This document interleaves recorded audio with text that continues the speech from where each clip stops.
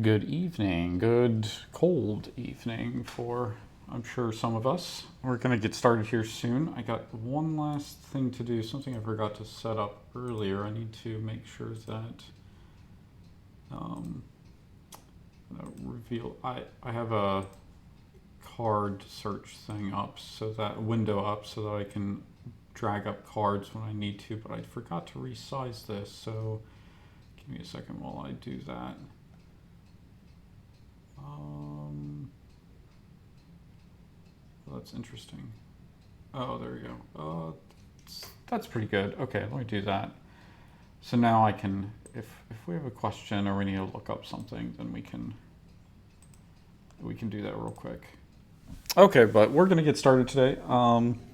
The last few times I've done the kind of regular stream instead of so the casual streams are on Sundays, and we do sort of beginner decks and kind of make sure to go through everything real carefully and explain everything. And sometimes we'll do deck building. I've done a deck building stream, but the Wednesday/Thursday streams are for the more complicated decks, the decks that may have more interesting combinations, more complex strategies in them. So that's what we'll be doing tonight. And the last few times that we did this, we did budget decks. So we're going to do the exact opposite of that. We're going to play some of my most expensive decks that I own instead. And we'll just see how it goes.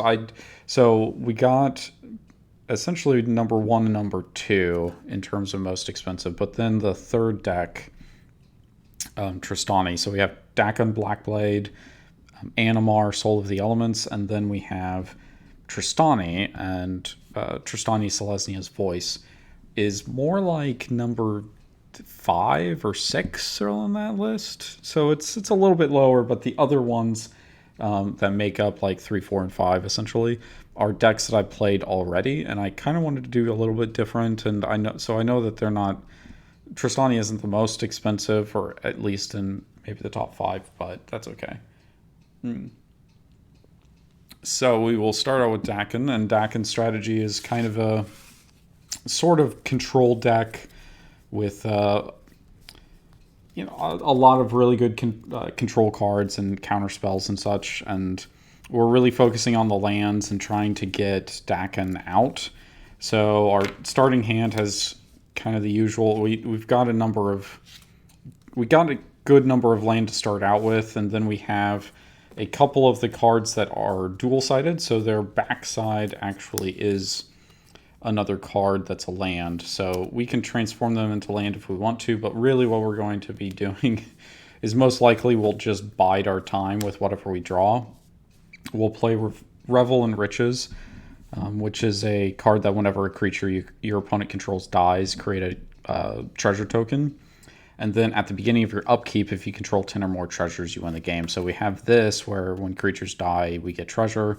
And then we have this one, which, like I said, is technically a land on the other side, but it has destroy all non. Oh wait, destroy all non-land permanents. Okay, so we're going to be. Maybe we will be doing this as land. Well, we're going to be looking for a wrath effect essentially. So I guess we would lose the Revel and Riches in that case. I wasn't thinking about that. But we still have a good hand here. 4 lands that we need out of the 6 to cast Dakkon, and then 2 of these cards are more land in case we absolutely need it. And, like in the sense if we can't manage to draw some more lands after this. But let's go ahead and go with that. And what's our first card? Oh, Sword of Light and Shadow. So one of the reasons that the deck is a little bit on the expensive side is because of it has most of the swords of blink and blank in the deck. At some point, I'd like to get some of the fancier versions of them, but I have a really fancy version in here of one of the other swords. This one is one of the basic ones, so this is actually good. This will go really well with Dakkon later on. So let's go ahead and just play off our Flooded Strand, and then pass the turn and see where we go from there. So the second deck is Animar Soul of Elements. It is my it's one of my several mutate focus decks, but originally it was called, well, I mean, it's still kind of called that. It's, what is it? Movie Monsters of Animar. So the idea was that I had created a deck where I wrote a story using utilizing all of the card names of the cards in the deck. So I wrote this like basically crappy B movie monster script to go with Animar as if it was Godzilla, and then ended up that somebody made me an Animar card, like did an alter art of it that showed Godzilla on it. So once Ikoria came out and there was Mutate available, then I already essentially was set up with just the perfect deck to utilize those Mutate cards. So what we're going to look at, we have a couple of Mutate cards in our hand already. Unfortunately, we can't target this guy, so we'll have to figure that out. But essentially, we already have two different colors of lands that we need for Animar. We have Hardened Scales so that Animar gets powered up quicker when we cast creatures. And then, I don't know, well, I guess we'll see. Hopefully we draw either another land or something that we can actually use the Migratory Greathorn Mutate on top of.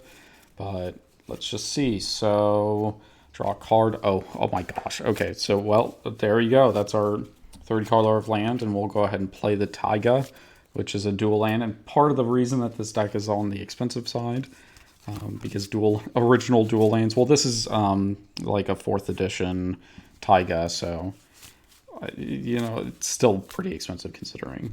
And then we will play Hardened Scales and pass the turn. So Trostani is kind of is pretty much a very, very classic populate tokeny type deck. It's actually the deck that my wife plays primarily. She plays Trostani and she also plays Goblins. So this is one of her favorite decks, and I'm always glad to get to play it because I don't normally get to, since she's the one who's playing it. So we have a decent hand here. We have enough lands to cast Trostani by itself, but then we also have a ramp card and a card to start making Pegasi. Now, this enchantment to make Pegasi, it's a cheaper cost than what we would pay for Trostani, so we may not be using Trostani's ability when we create the tokens, but that's kind of okay. We'll make some token. We'll keep making tokens with Sacred Mesa until it gets destroyed, and then we will start populating, unless we get a better token generator than that. So let's go ahead and see what we got. And of course, Seedborn Muse, because you all know that the Seedborn Muse is a fair and not powered card whatsoever. Let's go ahead and play a Forest, and we will pay a mana to cast Birds of Paradise so that we can get into our Sacred Mesa next turn. Let's swing back over to Dakkon. So Dakkon definitely is going to have its work cut out for it because it's a non-green deck against 2 green rampy decks. So I guess we'll see if Dakkon can hold out with counterspells and wrath effects. That is until Dakkon actually beats face with his swords. So let's go ahead and draw a card. Oh, Conqueror's Flail. Well, that's a really good one. That'll be really, really, really, really good for Dakkon later on. Basically because he makes it so that your opponents can't cast spells during it, and it gives Dakkon +3/+3. So that's a really good one to have. Let's go and play the Plains. We will find a land with the Flooded Strand and go ahead and play the Conqueror's Flail. So the land that we're going to find is most likely, because I think we have blue, so really we need a black color. So we'll find a dual land with black in it. Let's see. Yeah, well, actually, let's do Underground Sea. Because why not? Why not pull one of the most expensive cards out? Again, dual lands. This one again. I think all of the ones that I have are 4th edition. Although the Tundra that's in this Dakkon Blackblade deck is well, I think it's still the 4th edition, but it's in Italian. So that's a little weird. But it was kind of like when I got a lot of these dual lands, they were more like $50 to $100 a pop. So it was a lot. It was a lot cheaper a long time ago to get these, and it was kind of like, well, they're only going to go up in price. I might as well get some now while I still can. So that's what we ended up doing, and I haven't regretted it since. But let me finish shuffling real quick. This one's a little bit harder to shuffle because it's thicker due to each of these. These are actually double sleeved to help kind of protect it a little bit more. So the deck itself is a bit thicker. It's a thick boy.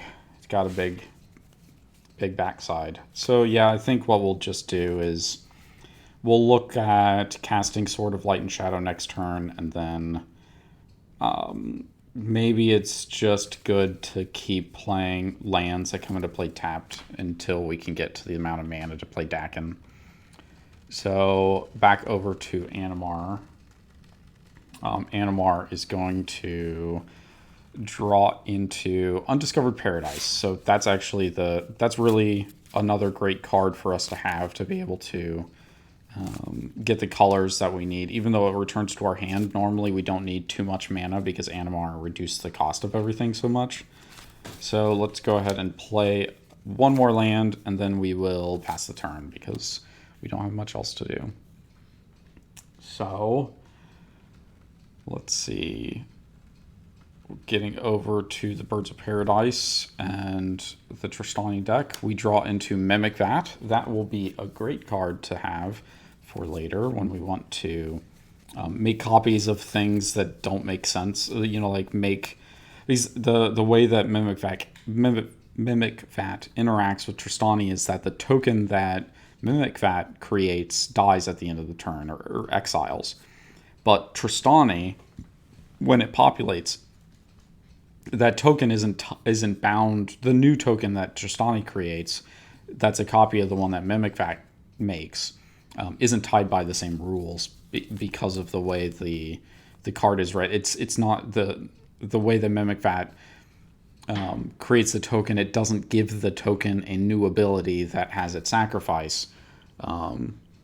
It just creates a token and then it gives it a timer, essentially. So we will play the Sunpuddle Grove, and then we will get Sacred Mesa out. And that probably means that I need to look into finding the Pegasi token here real quick. Oops. We have like 5,000 tokens to go with it because this Trostani deck can make like we've used so many of these tokens, pretty much every single one of these tokens. So yeah, here's some Pegasi tokens. We will pull all those out in case we need them for later, and set these aside here just off screen so that, well, you know, just off to the side. So after we do that, we will go back to Dakkon. And the reason I like the Trostani deck so much is that it plays so simply, but it does so much. You can build such a big army so quickly with it that it's very satisfying to play. It's very satisfying to create all of the creature tokens that it does, especially when you get to do really wacky stuff like I said with Mimic Vat and Trostani. If you get them both out, it can get really crazy really quickly. And so I really like the ability to do stuff that feels like you shouldn't be allowed to do. We are going to draw Buying Veil, which is another one of those backside card, like has a land on the backside. So we will. Oh wait, I did say. Okay, we'll go and play the. No, I don't know. I guess we're kind of slow right now, so let's go ahead and we will choose to go ahead and play this one. So you can see there's a sleeve on here. You can hear it. So we're turning it the backside around to be able to get the land. So the land enters the battlefield tapped, and we're not going to do anything else this turn. We're apparently going to play very, very slowly tonight. Animar probably will not, essentially because we managed to get the land, so we need to play Animar in turn 3. Oh gosh. Okay, yeah, so this is going to be a bit of an interesting go here with Animar. So we'll tap 3, we'll go ahead and play Animar. And the card that we drew is one that returns an opponent's creature to their hand, or to their owner, to whatever the owner's hand is. So yeah, we have 3 different mutate cards, and we'll be able to play them all pretty rapid fire in the coming turns. So let's go ahead and pass over to Trostani. Hopefully Trostani can help us even things out once we get the Pegasi going, and also just life gain in general. Hopefully we'll be able to put a stop to some of this. So we'll untap, but during the upkeep we have to get rid of Sacred Mesa unless we created Pegasi. So we'll go ahead and create the Pegasi and then immediately sacrifice it.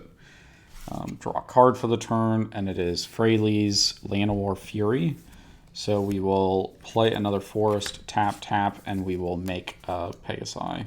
Now, unfortunately, these Pegasi can't block Animar, so we will have to get something else, but that's probably where this Freylei's Llanowar Fury will come into play, is we'll be able to make copies, or it makes Elf Druid tokens, so we'll play that, and then we'll use Trostani to make copies of it. So until then, we will just have to suffer with Pegasi and hoping that Animar doesn't just absolutely crush us. We may have to play a second game where Animar doesn't get so good of a hand. So untap, draw a card. It is Hingate Pathway. So that's good. That's another land that we can do that, comes into play untapped, but it's one that has double sides. So it does white or blue. Yeah, let's go and play it. I think maybe that's okay to go ahead and play it here. So, no, sorry. We'll do Prairie Stream first because it comes into play tapped unless we control 2 or more basic lands. So we'll go and play that tapped. We have I think we have 5. Well, I think we have 5 basic lands in this Dakkon deck. They're all specialty lands, essentially. And that will allow us to hold up this Buying Veil and go ahead and cast it to nullify Animar's attack if it comes at us. So let's go ahead and head on to Animar. And we're saving that mana instead of playing Sword of Light and Shadow right now. Because we're okay. We can play Sword of Light and Shadow some other turn. So untap, draw a card. It is Sakura Tribe Elder. That's going to be really good here in a second. Let's play the Undiscovered Paradise. We will, let's see, pay, I guess, does it make sense to, yeah, I think it makes sense to go ahead and pay 3. We will mutate this Migratory Greathorn on top of Animar. So the reason we can, so basically what it's going to do is it's going to give, whenever we cast a creature spell, we get a +1/+1 counter on Animar, but because of Hardened Scales, it becomes 2 counters. And then Mutate goes on top of Animar. We're choosing to put it on top, so that means that Animar is now a 5/6 creature. And we get to search for a land and put it into play. So we're going to go ahead and we'll get a mountain into play this time. So we'll get this unhinged, I think. Unhinged mountain. We'll shuffle here in a second because all we're going to do is we're going to go ahead and pay 1. So Sakura Tribe Elder is reduced by 2 because of Animar's ability. So it only costs 1 green to play. We'll go ahead and sacrifice it and get another basic land into play tapped. In this case, we will get another forest just to hedge our bets against the possibility of somebody trying to destroy our land. And so if anybody tries to destroy our land, we'll at least have a bunch of basics of the colors that we need, and we're doubling up on green early so that they can't shut us out, because green is a really important color to us to be able to cast more spells because it's our ramp color.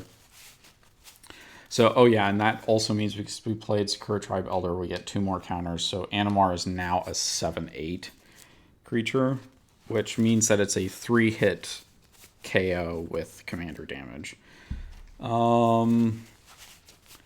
Let's see. So Trostani seems like the most likely target of our attacks here, namely because they just have played more cards. Dakkon Blackblade could technically have something up its sleeve. 2 of its colors are nullified by Animar, so there is that to think about. But yeah, I think Trostani maybe this turn, and then we see where that goes afterwards. So let me get finished shuffling. We will attack Trostani with Animar, essentially. And that means that they can't block, so they are going to go ahead and take a bunch of commander damage. And we actually do need to keep track of this because of Animar. So let's go ahead and say Trostani is taking 7 damage from Animar.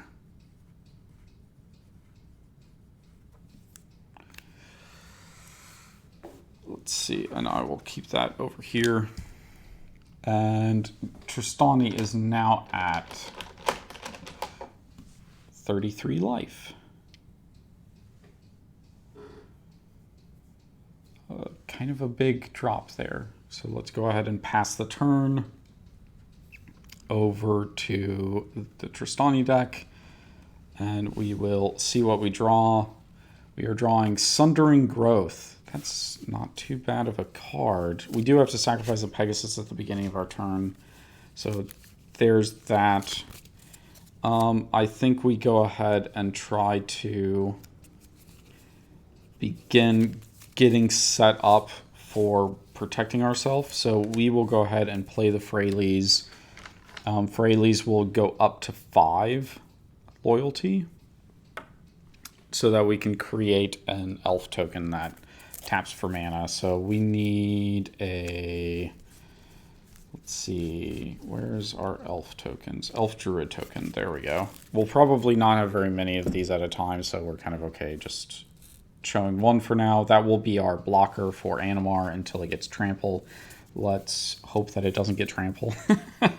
And then we will work on some of these other cards. I think Trostani probably comes out next. Although we do, let's see. Yeah, okay, so we can make a Pegasi to keep hold of the Sacred Mesa, and then we will also have the mana to cast Trostani. And we start gaining back that life, and then the turn after that we'll probably do Seedborn Muse, so that we can do Trostani every turn. Well, Trostani every turn, and the rest of the mana goes into Sacred Mesa, basically. So, untap, draw a card, and it is Swan Song. Okay, well, not really helping us right now, I don't think. We need the 6 mana to play. So, actually, we can just go ahead and play this well, let's see. I think we want the blue side for this in this case. So we will play the blue side of this. Then we will tap 3 for Sword of Light and Shadow, and the rest of our hand will be held onto for getting out. Well, we'll have this Bayin Veil to negate a little bit of what's his face's ugly Animar nasty creature. And then we still have another land to be able to cast. Now, we do have the problem of not having enough mana for Ondu Inversion in case we need it, but it is what it is. We'll get there. We don't know yet what's going to happen. Animar's ramping like crazy, so let's untap and go crazy. So draw a card, preordain. We don't necessarily care too much about that at this point. Oh, and Undiscovered Paradise was supposed to return to our hand. I forgot about that. It was tapped, so there wasn't anything we could do about it, but we will go ahead and play the Undiscovered Paradise. So, let me think about this. Turn target creature, they control to their owner's hand. Do we want to do... I think what we want to do is we tap 1 and play Cloud Piercer. So Animar will get 2+1/+1 counters, and whenever this mutates, we discard a card, and then if we do, we draw a card. So we'll discard the land that we had, and then draw a card, and it was a forest. Unfortunate. So we will then do a blue, and we will mutate Pouncing Shore Shark on the bottom, and that will put Animar up to 8 counters. So we will be at 8. And, oh wait, no, we were supposed to do a land search with because of that other one. So we will get an island for that last one, then we will get a mountain for this one. Then we need to discard a card, then draw a card, and then we will return target creature to its owner's hand, and it will almost certainly be the elf druid that can block us. Untap. Oh, wait, sorry. Well, interesting problemo. I guess we could... Or, no, yeah, I think the elf makes the most sense because Birds of Paradise and all of that. Okay, so... shuffling is done. Now let us discard a card and maybe draw a card. So we will discard the land that we got to draw a card, and it was Plasm Capture, which we could hold mana onto mana. No, we can't because we don't have the other blue that we need. So let's go ahead and tap the Undiscovered Paradise. We'll use that blue for Preordain. And is this where do we cancel this? No, I don't think we use Swan Song here. So we scry 2 and then draw a card. We don't want either of these cards actually. Not right now anyway. So we're gonna bottom both of those, and we will draw a card, and it is Sylvan Caryatid.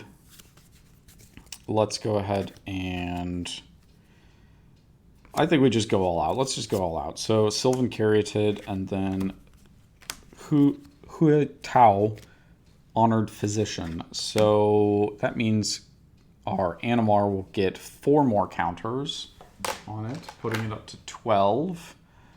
So that means that it is at 17, and that's enough to kill Trostani this turn. So we will go ahead and do that because that's how that works. Apparently it is, and there's nothing that this deck can do about it, unfortunately. So we're going to go ahead and untap, draw a card, Stoic Rebuttal, which is not enough to do jack diddly. Wow, okay. So what do we do? Do we just draw? Let's see. Oh,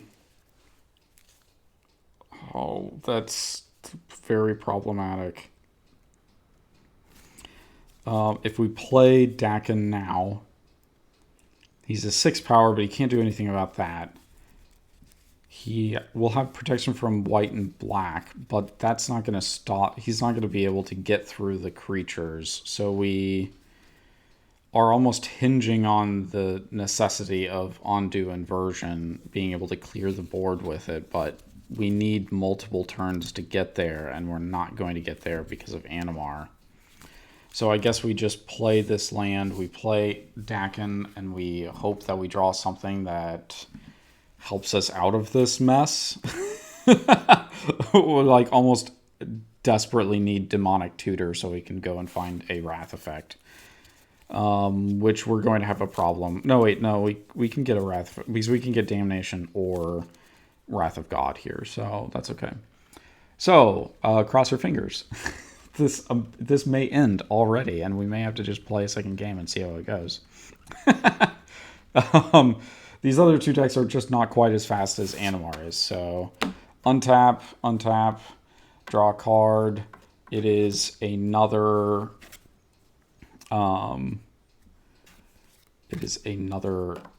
mutate card, so let's go ahead and do that. We just need a single blue. Oh, Undiscovered Paradise is in our hand, but then we're going to go ahead and just play it and use it for this Dreamtail Heron.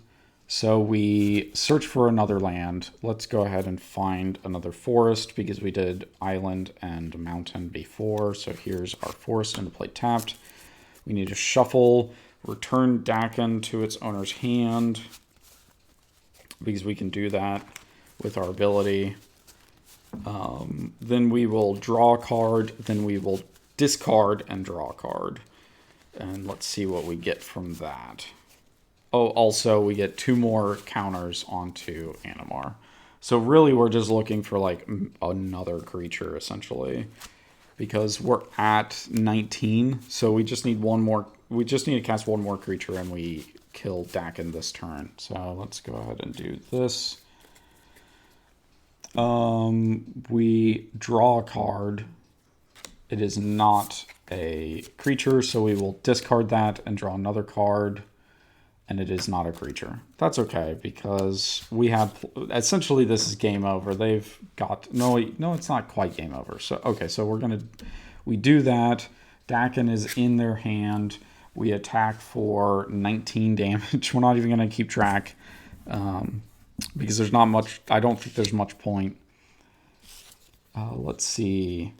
Oh, no, we didn't have a creature. No, we did have a creature. Oh, crap. Okay, so, yeah, we actually did win this turn, but we'll go ahead and play one more turn. Because Huatuo,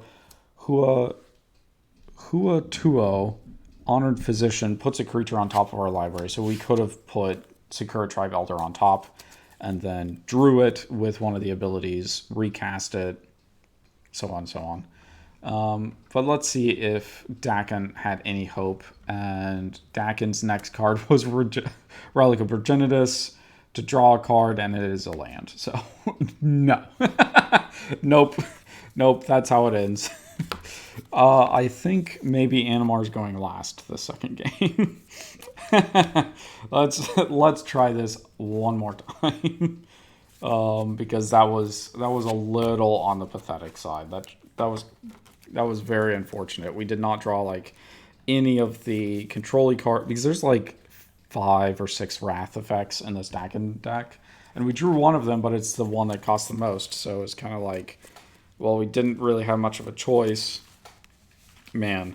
And I did, Trostani was very, very close as well. I mean, Trostani was close to being able to stabilize by being able to field multiple creatures each turn through to Trostani and the Planeswalker. So, oh man, that is quite unfortunate, the setup that Animar is capable of. But then again, that's sort of what Animar is generally capable of. It's also why I don't get to play it very often, because Animar is such a strong deck that it needs a very specific setting to be able to sort of thrive in a way that doesn't crush the board.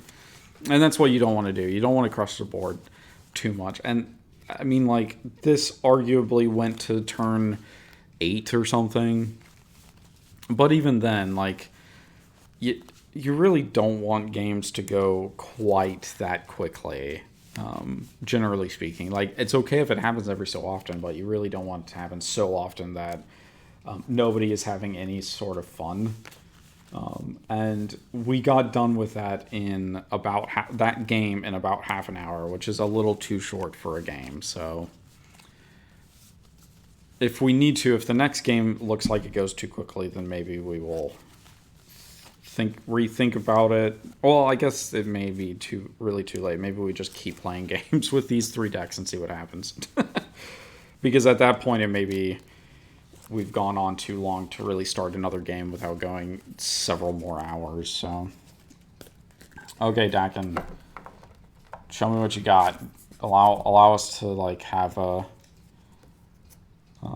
decent game here. Well, I redrew a couple of the different cards that I had before, but that's kind of okay. We're going to try to play around with this Azor's Gateway, which when it flips over to the other side, it's add mana of any one color to your mana pool, or X is your life total. So maybe we'll get something really interesting with that. Yeah, we'll just go ahead and go with that and see how it turns out. So, what did we draw? I swear that I was shuffling. I shuffled like 6 times in a row. So, maybe that's okay though, because we get semi close to the same hand that we had before, but I don't know. Let's see. So let's go ahead and Flooded Strand. We will do the same thing as last time. We'll lose a lot. I didn't say lose a life last time, but that's what actually happened. We lost a life for using Flooded Strand last game. We will find a dual land again.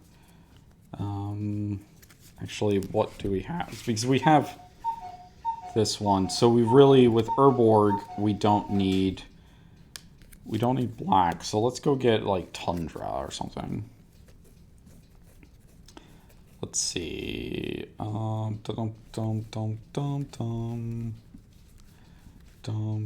you're kind of getting to see into the deck. So there's Scrubland, but we don't really want that. We want something else. We want an Underground Sea. Okay, so how about the Tundra? There you go. And yeah, maybe you can tell. See, it's like Italian version of it. So okay, let's maybe shuffle this a little differently so that maybe we get some of the different cards in the deck instead of all of the same cards all over again. Because there were plenty of great cards in this deck. I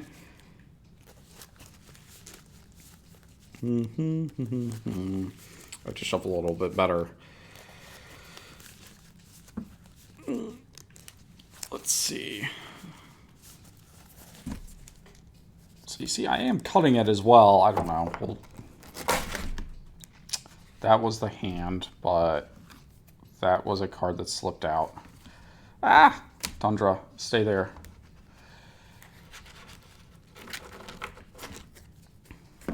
Hang on a second. Hang on while I reassemble this. I was trying to go too quickly and messed it up. Okay, so let's do something like this. And now I have no idea. Okay, come on. There we go. Tundra, sorry. Okay, Tundra, and then we will cast the Shadow Spear, I think. I think that's what we go ahead and do. Shadow Spear, and we will go to what will be Trostani. Right now I have to do a little bit of cleanup to get us back on track for a new game. So this all needs to go away. These need to go away. This stuff. These guys.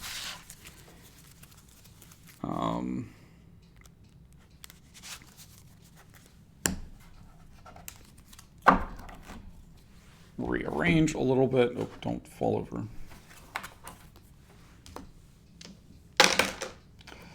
Trostani even got such a great hand here. That's really unfortunate.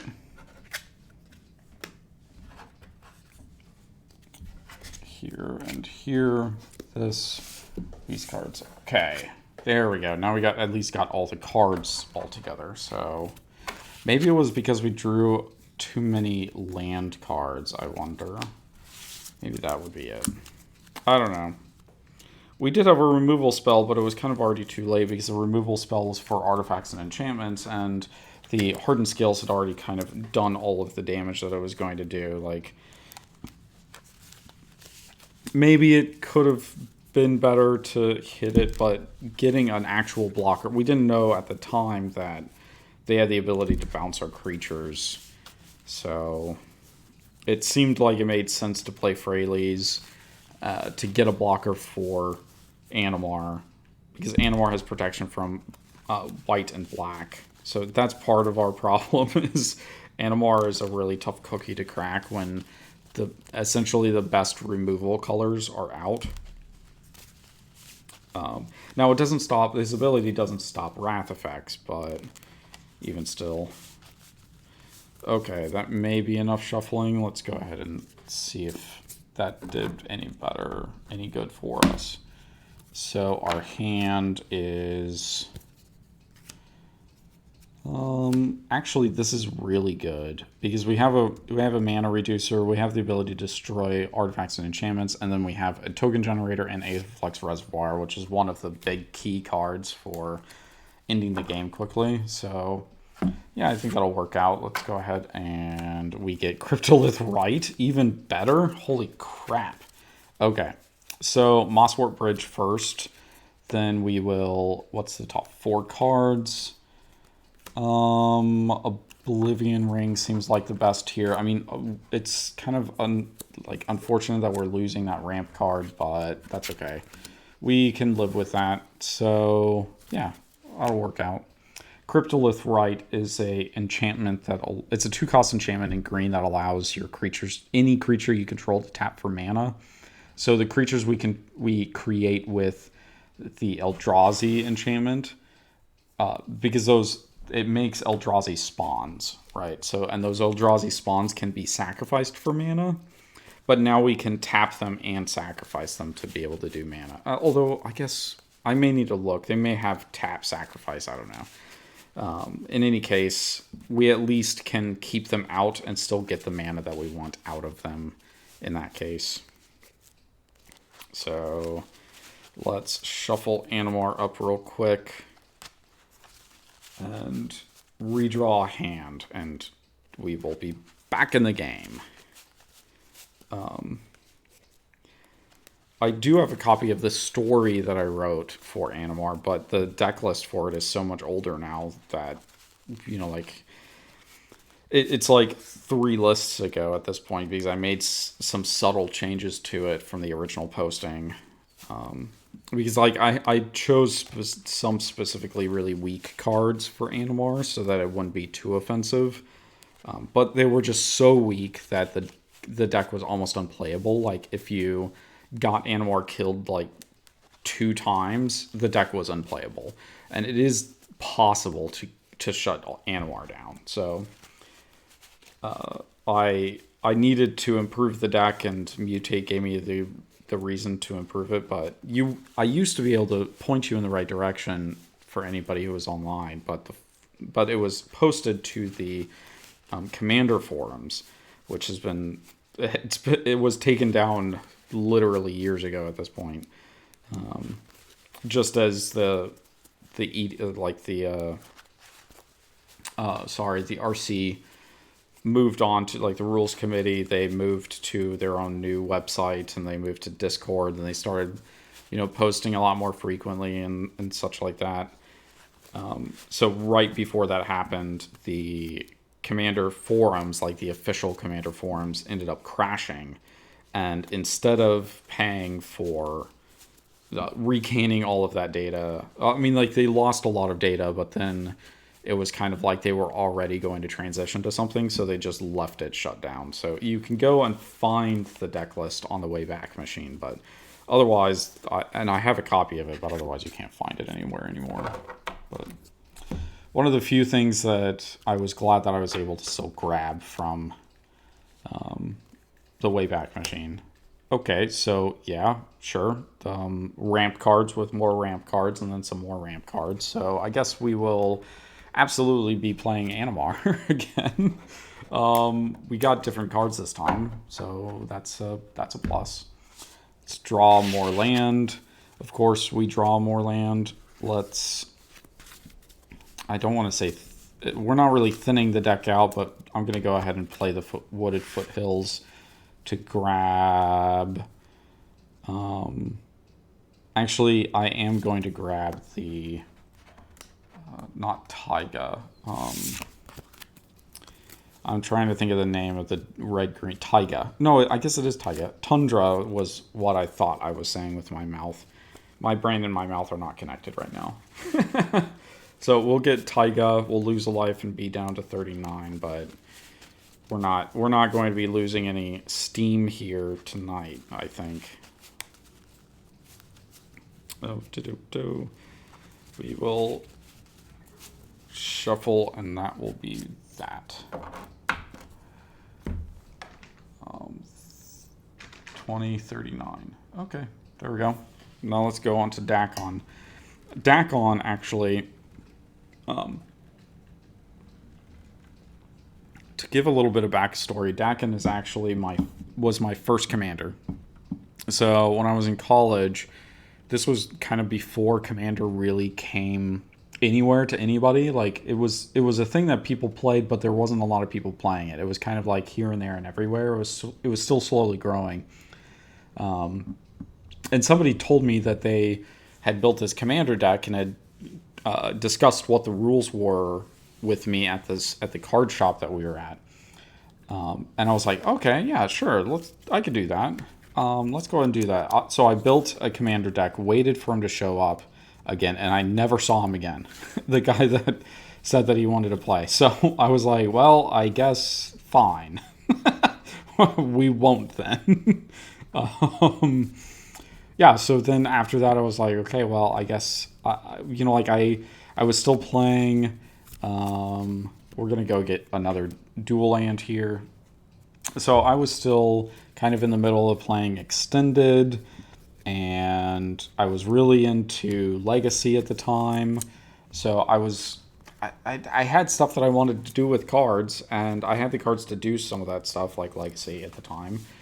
So I was like, well, if I'm not going to play Commander, then I'm just going to take these cards back. So I actually never played Dakkon. That was the first Commander deck that I built. I never actually played it.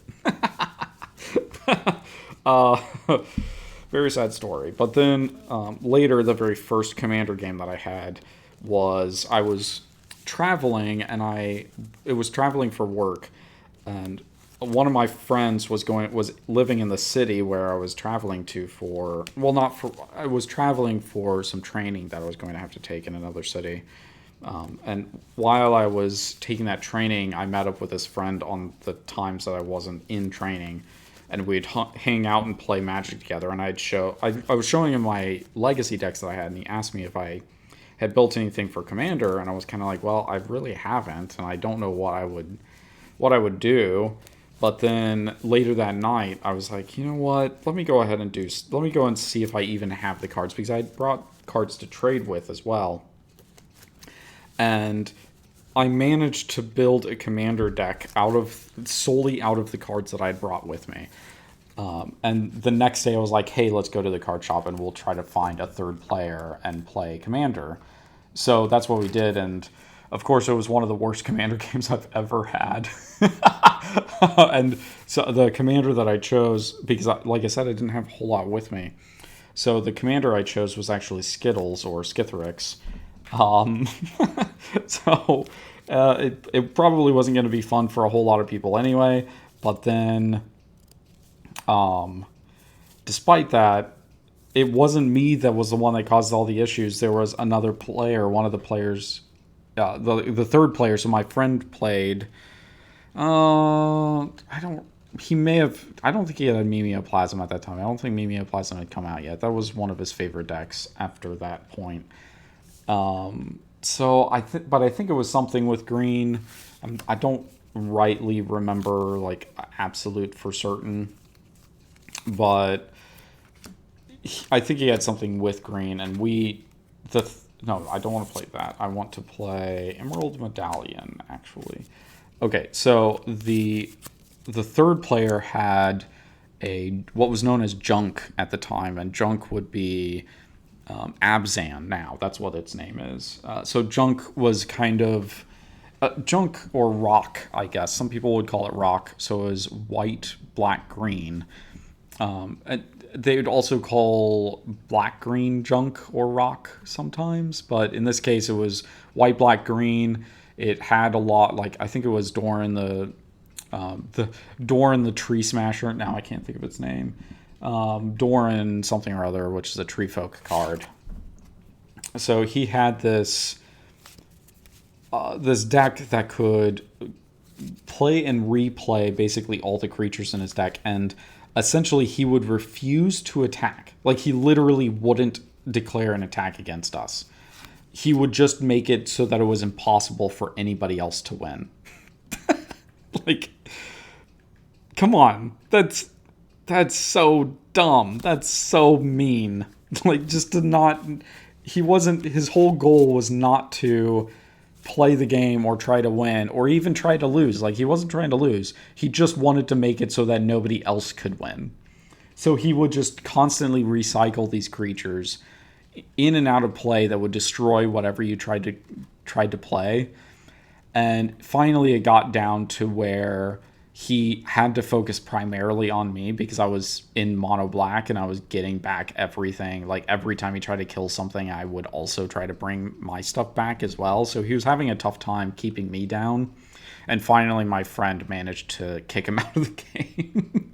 And we were like, okay, that's enough for one night. Because that game lasted like 3 hours. Because we could not get past it and we refused to give up. Because we were, at that point, we were just like, as long as one of us kills him, that's all that matters. But I've had a lot of fun games like that. Let's see. Urborg. We will go ahead and use Azor's Gateway to exile a card out of our hand. We will exile this card to draw... Well, we'll draw a card, but then we'll almost certainly exile that one. Well, actually, we wanted to do this because we do have Brainstorm in our hand. So we're going to go ahead and Brainstorm as well and see what we can draw into. So here's 3 cards. And then... Oh, Trophy Mage. So... Let's see. What do we not want to draw next turn?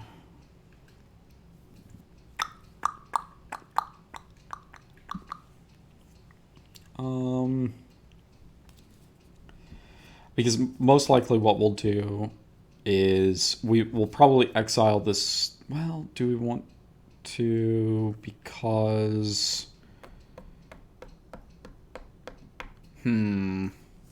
That's tricky. We need to exile 4 cards of different converted mana costs. So I'm thinking that we put Trophy Mage on top with something else that we don't want to redraw. I'm thinking that we do Revel in Silence. No. Crap. I guess we don't really need... If we can flip that card, then we should be good. So let's go ahead and do it like this. So we'll draw Trophy Mage next turn and play it. No, wait, because we need the other... Crap. Okay, so let's keep rethinking this until we get it right. Because Helm of Cauldra is really good. Being able to give First Strike, Trample, Haste. Let me think how we want to do this.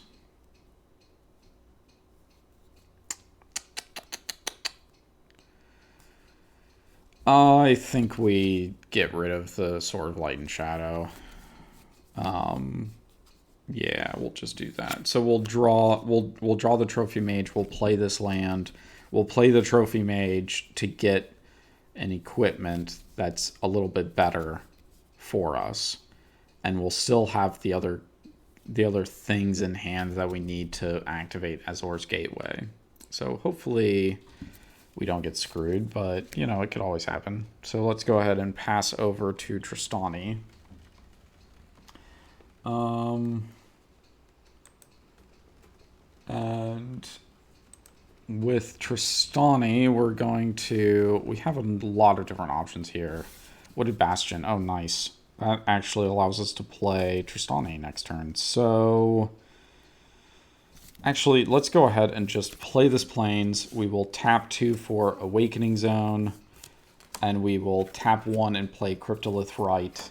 And now we have, like, all of the mana we could possibly ever want, ever. Because, yeah, so, yeah, Awakening Zone is going to give us an Eldrazi token that we can tap for mana and then sacrifice if we need to get out some of the rest of the stuff. And Wayfaring Temple is going to be really good for populating as well, because it's going to get out of control pretty quickly, especially if we can make a copy of the Wandering Temple. So, yeah, I'm kind of happy about this. But that could, as usual, that could be easily shut down with Animar, who just keeps drawing good cards. So we'll go ahead and play Animar now since we have the mana. And yeah, let's go ahead and pass back to Dakkon. Dakkon Blockblade. If you all enjoy hearing stories about playing Magic, I'm happy to tell them. I've probably got plenty. I've been to a number of different events. I've played very nearly every format. Well, I say that. That's not true anymore because I don't play any of Arena. So I haven't played anything that's come out of Arena, essentially. But I have played a lot of other older formats. So there we get the Trophy Mage. We play the Rogue's Passage. We get the Trophy Mage out for probably a sword of the blank and blank.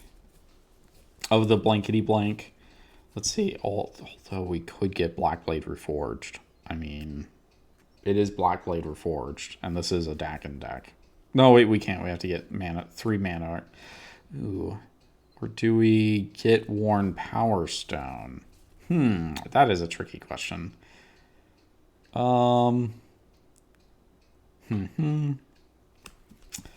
mean, Sword of Fire and Ice is really, really good, but Sword of Feast and... Maybe we do Sword of Feast and Famine so that we can start untapping land. I think that's what we do. Let's go and get that. We'll put it into our hand, and we'll shuffle our library and do all of that. So on and so on and so on.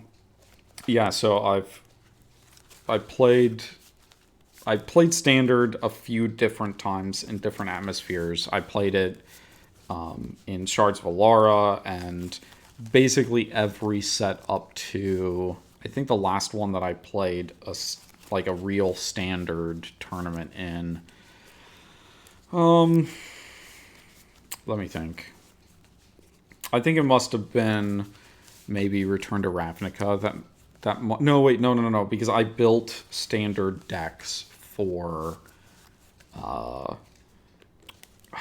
was it? Theros, the original Theros block. That's the last time that I built Standard decks in, because I had some friends that wanted to go to tournaments, and I wasn't like really big on Standard, but I knew a lot of the cards in the Theros block was going to be really, really good, and I bought like a playset of Shrine to Nyx before people realized just how good it was going to be. So I got a bunch of them really, really cheap, and I haven't regretted that ever. And I essentially, like, let me think, because the first big tournaments started happening for Standard, and one of the decks that I built to help them test ended up being, like, basically one of the primary leading Standard decks for that block, like when that block came out. So that was the last time I built for Standard. But otherwise, I built Extended before it disappeared and turned into Modern. I played Legacy. I played a little bit of Modern. Played a lot of Draft. I played a lot of Cube. Things like that. So, okay. So we do have multiple cards in our hand that we can get rid of for the to eat into Azor's Gateway, and hopefully we don't get screwed out of that. So we want to do that at the end of Trostani's turn, so that hopefully they don't screw us too bad. So that's our Animar's turn, the final turn. So hopefully we don't get screwed too badly out of that. But Trostani is going to go, and they're going to untap. And where's our pile of... Oh, our pile of tokens. It used to be right handy, but now it's like on the other side of the table. So we gotta... Let me real quick put the cards back where they belong, because they are in alphabetical order.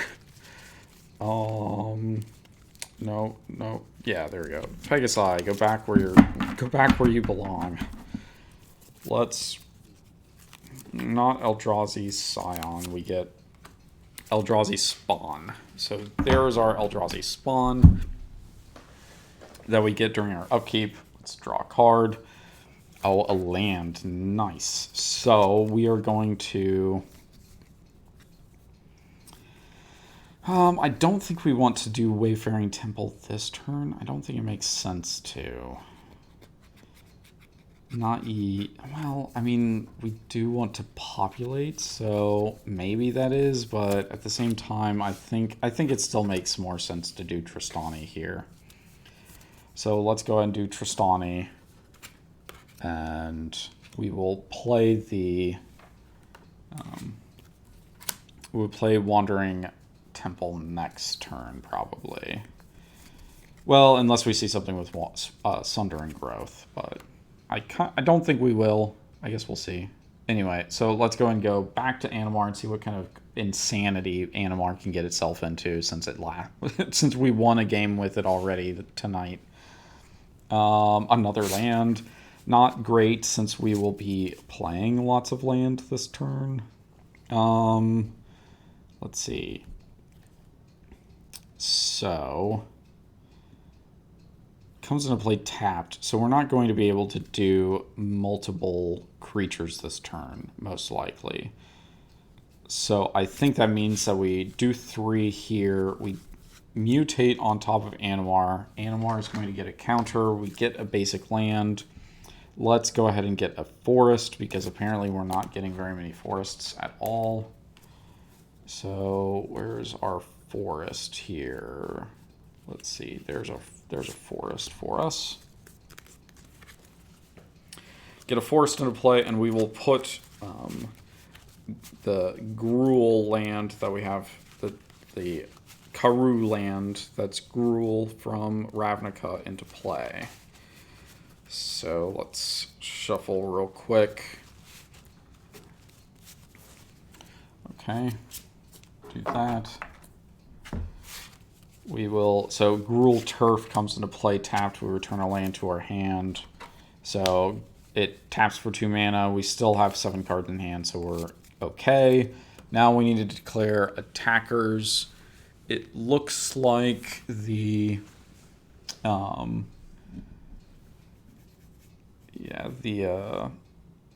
Dakkon deck actually does have a blocker. Well, I guess so does the Trostani deck, so that's not too good either. The Dakkon deck, less likely to get back their creatures, so let's go ahead and attack the Dakkon deck for 4 damage. And I think that Dakkon is not going to block, because what they'll do is they will go crazy with some untap shenanigans. So Dakkon is going to get 4 commander damage here from Animar. From Godzilla. No. Godzilla. Because there is actually one of the buy a box promo Godzilla cards in this deck. The one that still, I don't think, has gotten a real card frame yet. Oh, and Dakkon took 4 damage from its life total, so it is at 35, because it was at 39 from lose. Well, no, wait. It should have lost another life. It's actually at 34. My mistake. I didn't count the card from... I didn't count the life from Marsh Flats over here. So at the end of Animar's turn, we're going to go ahead and draw a card and then exile a card. Oh, Demonic... We're not getting rid of Demonic Tutor. Yeah, let's go and do render silent. Okay, so untap, draw a card. It is not a land. I think maybe we... Because I think we want to... No, because we need the... God damn it. This guy comes in to play tapped. Ugh.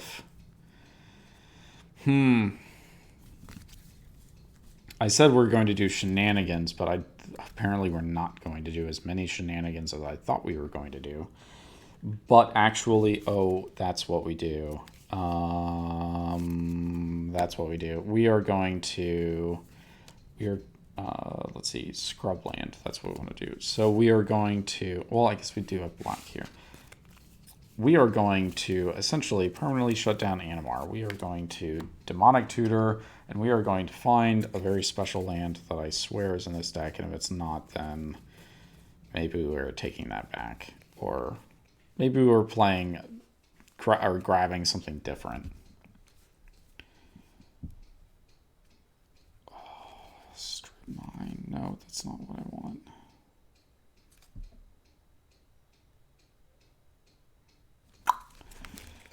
Huh. Give me a second. I think I have Maze of Ith in here. That's what I'm looking for, and Maze of Ith can absolutely annihilate Animar. Yeah, there we go. I was like, I swear we have a foil copy of Maze of Ith in here. There we go. Yep, Maze of Ith. Colorless land fog effect for a single creature. So Animar is going to be needing something very, very specific to be able to stop this land from absolutely ramming all of his damage back down his throat, because it untaps the attacking creature and prevents its damage. So yep, definitely looking forward to that. Thank you, land decks, for having tutors and things to shut down nonsense. Okay, we don't really have anything else that we want to do. We have a mana for Swansong if we need to, and then we have something for Azor's Gateway again. And Trophy Mage doesn't really need to do much this turn, so we will just go ahead and leave it there. So we're definitely set up a lot better this game, or this time around. Untap, upkeep. Let's go ahead and grab another Eldrazi token. Nope, I want this guy. There we go. So now we have tons and tons of mana, and we gain a life too. How about that? Isn't that exciting? Gain some life here. So we are at 41 life.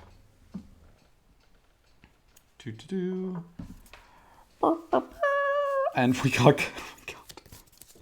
Okay, so apparently I know what we're playing this turn. because of course we're going to play Cathar's Crusade and basically win the game. Okay, so actually, hang on. Yeah, we're gonna Swan Song that. Nope, no, not Cathar's Crusade. That's not gonna happen. Nope, that is bullcrap. That is garbage. We do get a 2/2 bird though, so I think I have to actually draw that. 2/2 bird with flying. Birdie.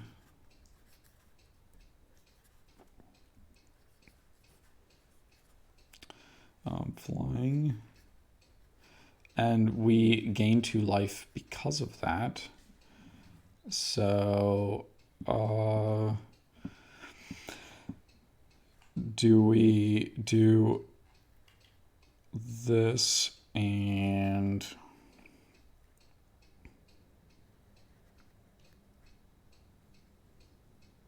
just kind of empty eye there?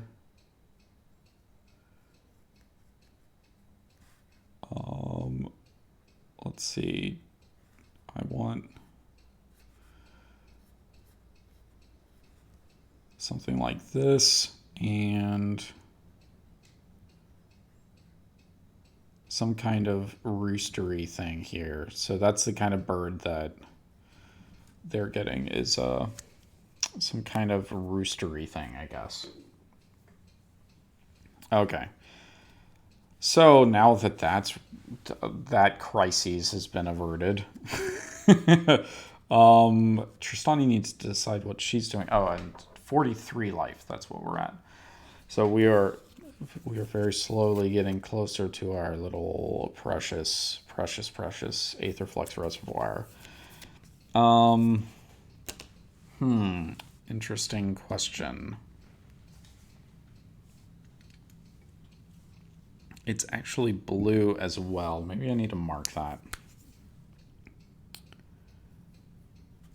Blue. Birdie blue. Oh man, I guess I should. If I was actually a real artist, I would draw blue from. Oh, what is that? There's like a Pixar Disney movie with a parrot, like a blue parrot. That's what I would draw. Okay, so we can do this. We can actually. No, we can't. So, oh, actually, our Eldrazi spawn helps us do that. Ooh, interesting. Maybe we. So we can tap one Eldrazi for a color, but we need 2 colors, so we still can't do that. So we can get 3 mana if we needed to, but it would have to be. Well, we could get Wayfaring Temple out. So we could do that. Maybe we go ahead and do that. So we'll go ahead and tap this for a white mana, and we'll sacrifice it. Let's just stick it over here. So we have 2 mana. One of them's white, I think I said, and then we will tap Trostani for green because she came out last turn. So we have 3 mana, and that will we don't have to sacrifice this. Oh, our mana is reduced from the Emerald Medallion. Okay. Rio, yeah, that's the name of it. I forgot. Okay. So we will cast Wayfaring Temple, and that means we will gain 5 life and be at 48. Which means we are dangerously close to Aetherflux Reservoir, I think. Yeah, it's 50 life to be able to activate it. Okay, so that's what we're going to do this turn. And we will pass the turn here over to the Animar deck, which is now surprisingly finding itself behind. So let's untap, draw a card.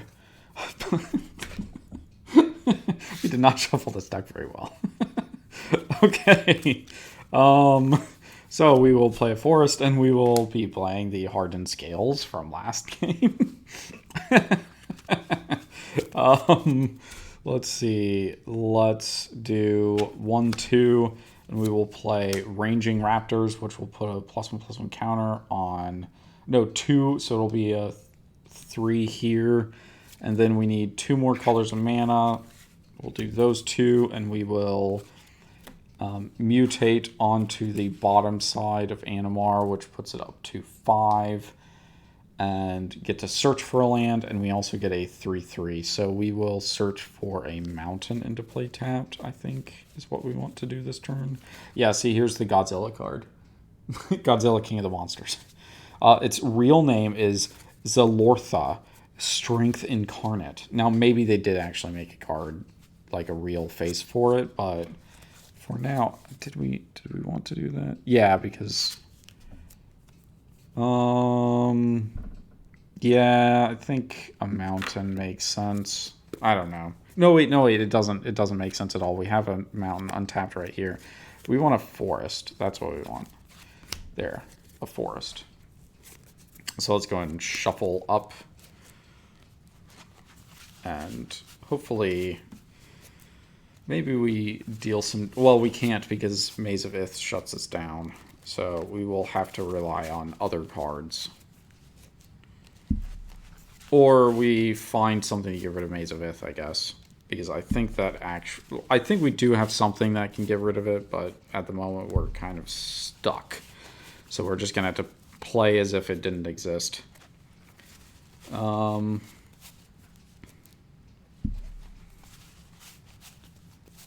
Let's see. So let's do this, and I guess let's try to attack the Trostani deck, because unfortunately if we attack, attacking Dakkon won't do anything. So we need to see at least to push the point politically if Dakkon is going to actually back up Trostani or not. And I think that Dakkon doesn't help block. So Trostani is going to have to get rid of a creature for this, so it is going to get rid of the Eldrazi spawn to block. Very unfortunate, but we don't have trample or anything to get around it. Unfortunately, not yet. Anyway, we just don't have the cards. And let's go this way actually, and hopefully by what I'm kind of hoping is that we'll pull so many lands out of our deck with Animar that Animar will be able to find the card that it needs to get rid of the Maze of Ith. Okay, so at the end of Animar's turn, Dakkon is going to go ahead and exile another card. So we draw a card first, and then we exile a card. Let's exile Veto. So now we have 3 different cards. Okay. Untap, draw a card for the turn. I think because Sword of Feast and Famine will help us get damage through as well as untap our lands. So let's go ahead and play it, and then we will equip the sword, because everyone else is pretty much tapped out, so there's not much they can do. So we will equip to Trophy Mage. We will swing for 5 damage, or 4 damage, 4 at Animar. So Animar is going to go down to 35, and we will untap all of our lands and force them to discard a card. I'm pretty sure they have a land in their hand to discard, so that's what's going to happen. Which means now that we have enough to... No, wait, do we have the blue that we need? We don't actually have the blue that we need for Dissolve. That's unfortunate, because we need something to help protect Azor's Gateway as we get closer. Wow.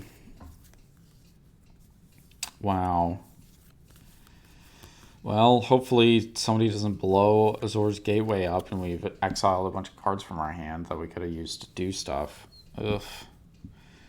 Oof. Oof. What do we get rid of here? Do we get rid of anything? I don't know that we... Yeah, I think we just say that's fine. We don't have anything. Like, we could play Helm of Cauldra. Maybe we do, because we don't... I guess we hold up cards as if we have another counterspell. That makes more sense. Don't play cards when you don't need to. Save mana up, especially when you're in blue, when you can, so that you can trick your opponents into being overly cautious. So that's kind of like general rules to live by when it comes to Magic. So untap, upkeep, we get another Eldrazi, which means we gain another life, and we're up to 49. We draw a card for the turn. Kassandu Tuskcaller, I mean. So yeah, that's a card of a thing that does the stuff with the place. Let's see here.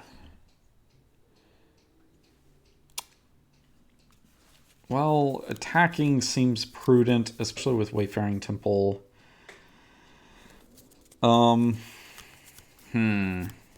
Intriguing. Because our Eldrazi spawn can protect us, we could attack with Wayfaring Temple.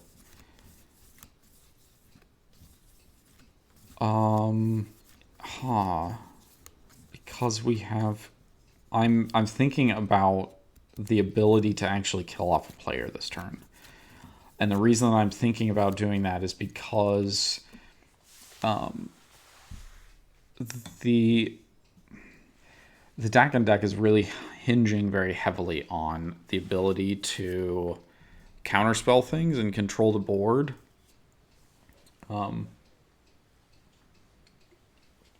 But without some kind of really good sweep effect, we have the ability to recover really, really quickly. And I'm wondering if we get rid of Azor's Gateway before they can... Because essentially, Azor's Gateway will be able to tap for mana here very, very soon. So we kind of want to blow it up, but we don't have... I think so we're going to go and risk blowing up we will double green or something here.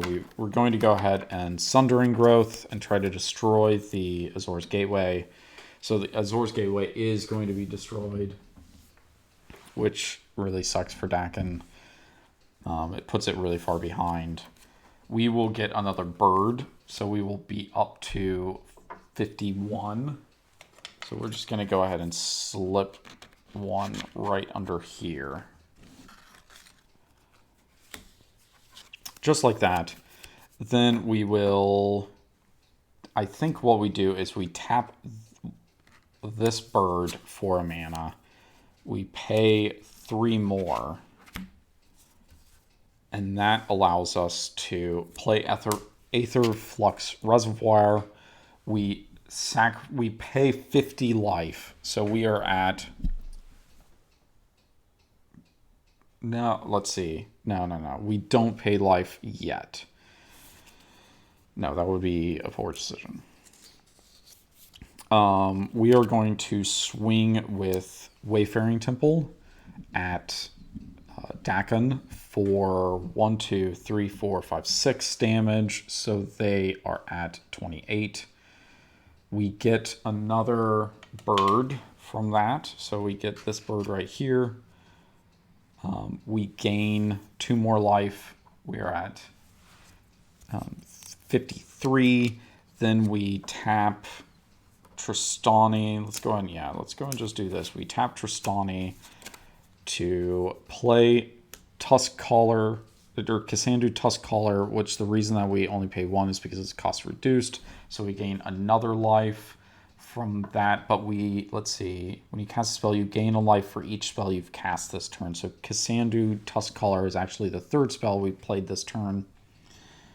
So we gain 3 more life from that, and we will be at, let's see, that was, 11, let's see, no, 3 more 7, yeah, I was going to the right place, so 57 life, okay. Here is where we pay 50 life and be down to 7 life to kill the Animar deck. So the Animar deck is gone now. No more Animar. It's dead. Bye-bye. Too bad. So sad. Boo-hoo. Bye-bye. Yeah, that's what we do. And now we have 2 Eldrazi to block the Trophy Mage so that they can't really ream us out with it. And yeah, we couldn't do anything about it. So we're going to have to just draw a card. We have Jace. That would be great if we had 2 blue mana, which this could have all been bypassed by... Uh-oh. We're not doing so hot.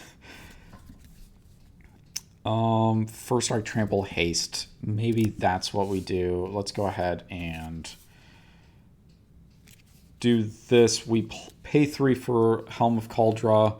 We pay the 2 more to equip. Then we should have Maze of Ith, the Wandering Temple. Oh well. That's how it goes, ladies and gentlemen. So we swing for 4? No, no, that's wrong. No, wait, let's see. Yeah, that's wrong. That's bad. That path leads to death. Let me think. Wow, we're in a sticky situation here. I think we have to play Ondu Inversion tapped so that we can play Dakkon next turn. No, we can't. Oh my gosh, we can't play Dakkon next turn. What is going on? This is not good. Interesting. I don't know what we're going to do here. This be bad. This be bad news. Double blue. We got screwed really bad on mana. Let's think. I guess we just we play Revel in Riches, and the reason that we're going to play that, we could play Helm of Cauldra and still equip, but the reason that we're not going to is because we really want them to lose a creature so that we can get a treasure and we can get the last blue mana that we need to be able to cast something. So here's to hoping that they don't have another removal spell for enchantments, which is basically forfeiting at this point. This game is... these are interesting decks to play against each other. This is kind of weird to try out. So untap all of these and our pretty blue here.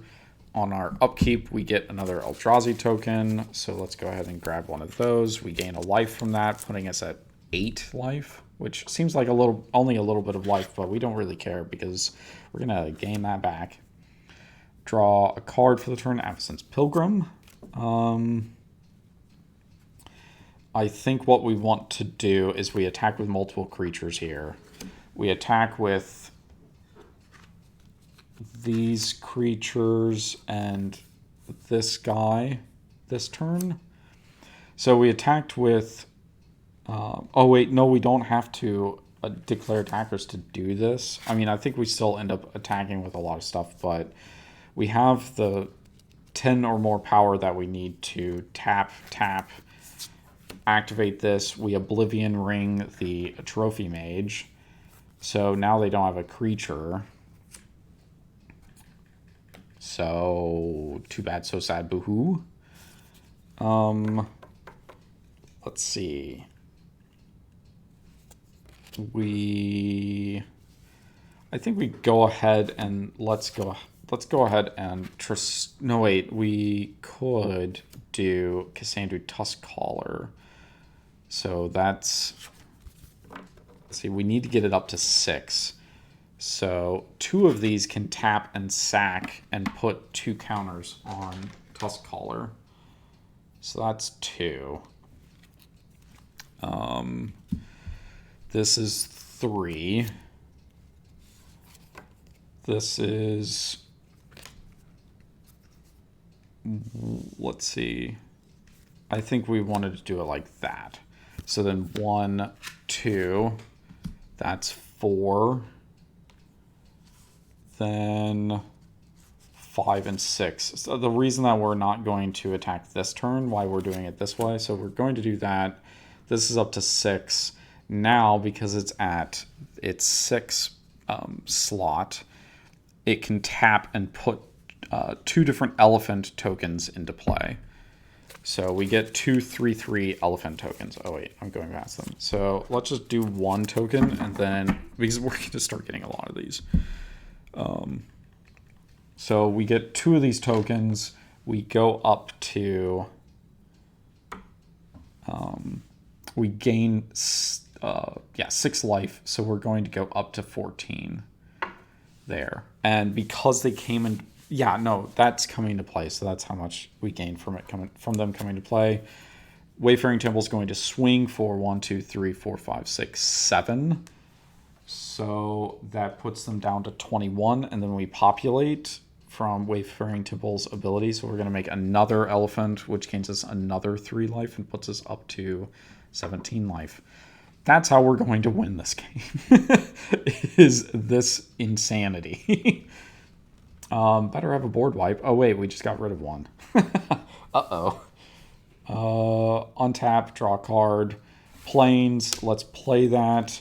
Put Maze of Ith to the side. Let's go ahead and play Dakkon and hope that they don't have another removal spell. And then we'll start maybe getting some damage in with this. And we can use... Now we have Maze of Ith to sit to the side and stop Wayfaring Temple. So, untap, Trostani, and gain. Untap.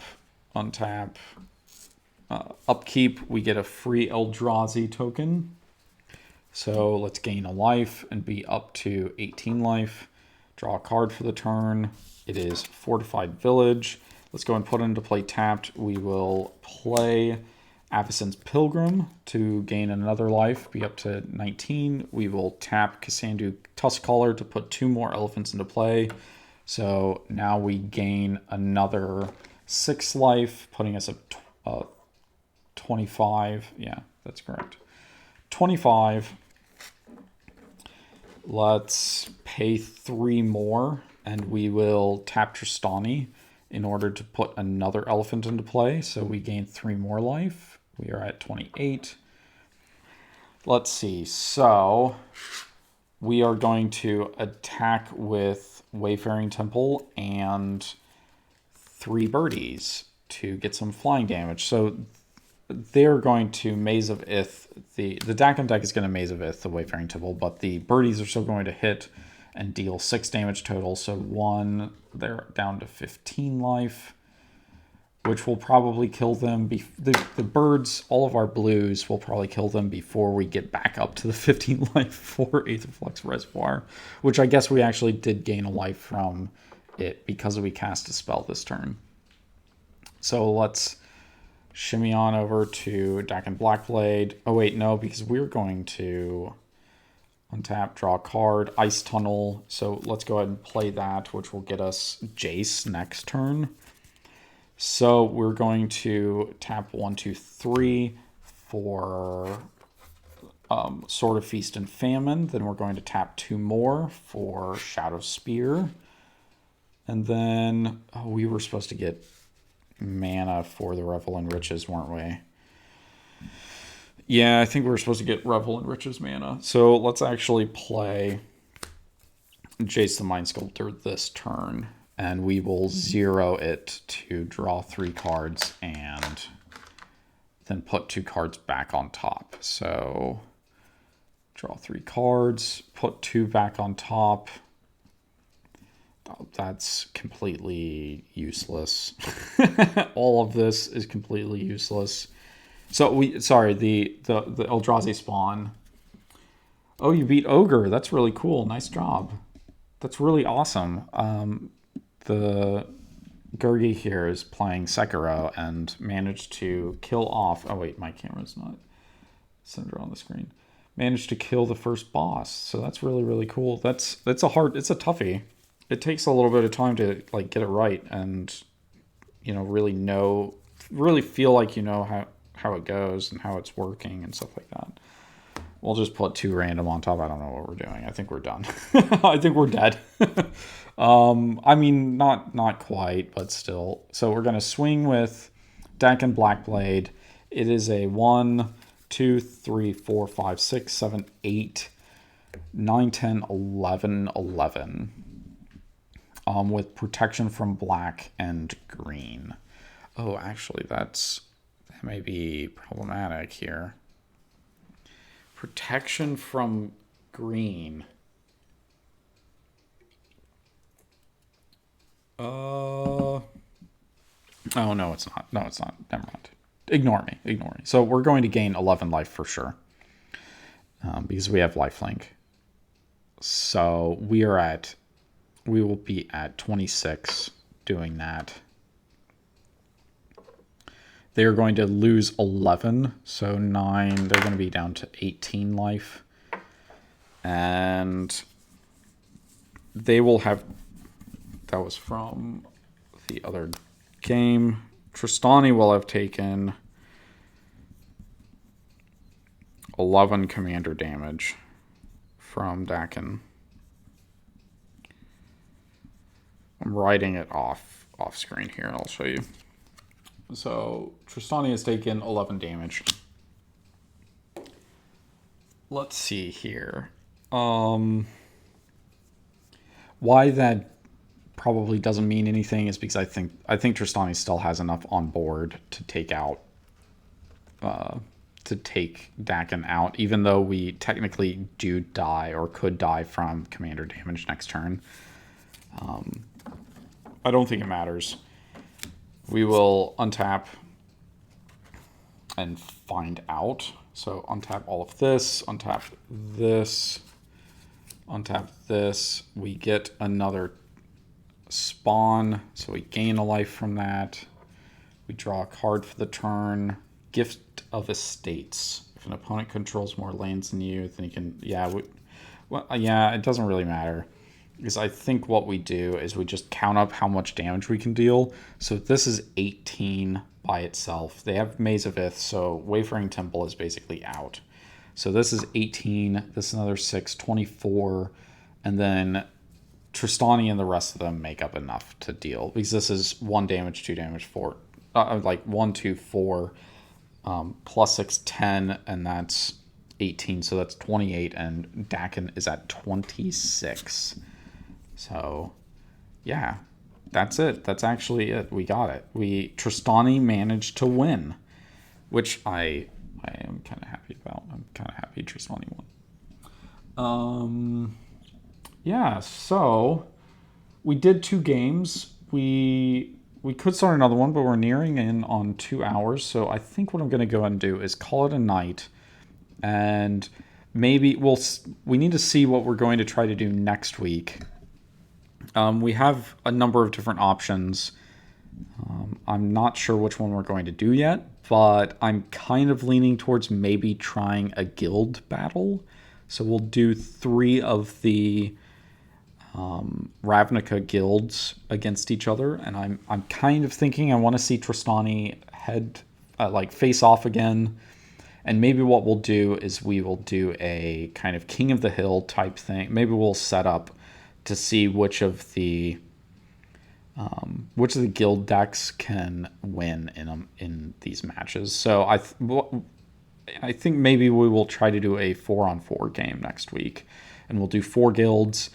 So we have 10 guilds total. So we'll do 4 guilds, 1 night, and then whoever wins that one will set aside. The next week we'll do 4 entirely different guilds again. And whichever one wins that one, we'll set aside. And then we'll do 1 more guild night. So the third one, so 3 weeks from now, we'll do a 3rd guild night where it's the 2 decks that won the previous 2 games, and then we'll do the last 2 guilds that haven't been played yet. So we will see how that goes. I think maybe we have I kind of think I know which ones will win, but I think Trostani is going to be up there, has a really good chance. A deck that's about as old as this, because Trostani is actually I think it's the oldest built deck that we have. We've had a Trostani deck for a very, very long time. So I think Trostani may be the longest standing deck that we own. And another one that's also almost equally as long running is another. And I know that because we built it when Return to Ravnica came out, when Trostani was printed. So that's how I know how old of a deck it is. And this other deck is a commander that came out of Return to Ravnica. So I think that it is just about. It's a little bit younger, but yeah, it's. Essentially 10 years old now or something. So, yeah. So, thank you all for watching. A few of you that are still here, and I hope you had fun. I hope you enjoy these. Like I said, so Sunday is the next stream, and Sunday will be when we play beginner decks. I think I will look into setting up another deck building session. So not next week, but I may look into doing it the week after for Sunday, so that we keep mixing it up. And because I have a bunch of different decks that we could look at for deck building purposes. So until then, have a good night and have a good weekend, and I will see you next time. Bye-bye.